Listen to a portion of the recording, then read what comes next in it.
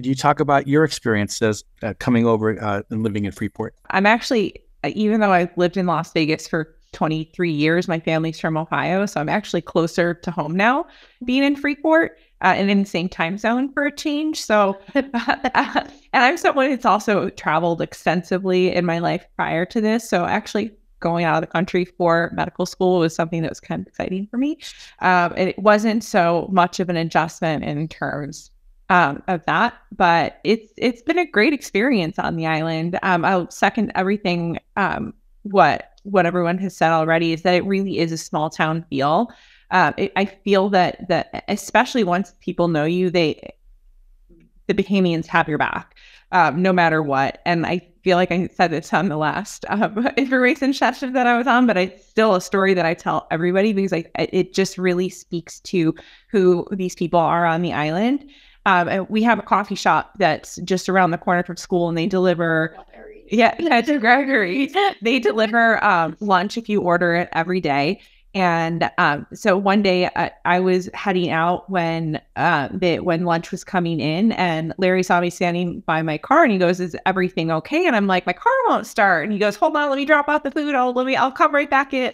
And by the time he came back out, I was able to get my car to start. And he goes, "Oh, I think that there's just a loose thing on your battery. Pop your hood. Let me look." He goes, "I'm sorry. Okay, that is what it is. I don't have a wrench, but if you could just do that, like, it'll be no problem." But that tire right there, your tire is getting flat as we speak. I'm like, "Oh, I'll get it after class. Like, I have to, like, I needed to, like, I was just going to run out to go do something, but like, I don't have time to deal with the tire." He's like, "No, you have to now." Like, he goes, "You're going to have a flat and you're not going to be able to drive on it." And so he's like, "Follow me out." And so we went, like, it's not even a minute from school where this tire place is, and there was a line, and he just wanted to make sure that I got to where I was. And he's like, "Okay, there's a line." He goes, "Give me your car keys." And he happened to be with his wife, who also runs the coffee shop. And he's like, "My wife will drive you back to school. I'll drop your car back off at school for you." And so, yeah, like, wow, look at it. And that's just who the people are on this island. And I just, there's plenty of opportunities that we have as students at the school set up, like at the YMCA and whatnot, which I like going to work out there.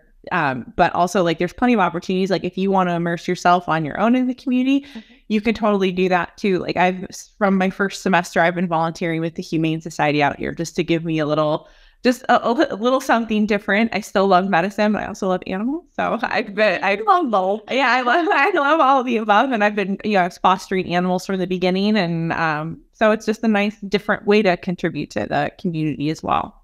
And I'm kind of along the same lines with her.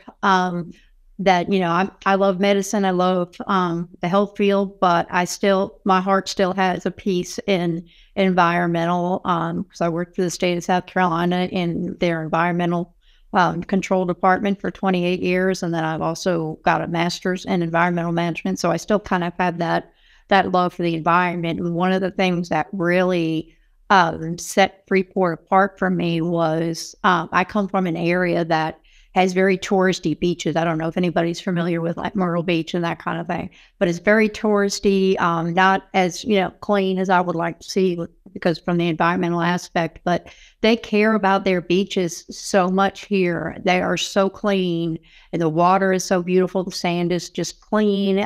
You see people picking up after themselves.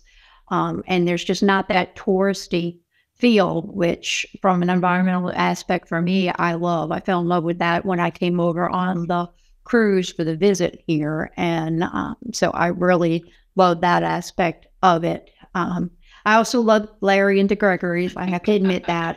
I was ill one day and I didn't have a car until the end of second semester. And I asked him if he could bring, if I couldn't order, I told him I couldn't order because I wasn't going to be at, school that long because I was feeling ill. And he literally brought me my food to my apartment and delivered it to me for free. Which, getting anything for free these days.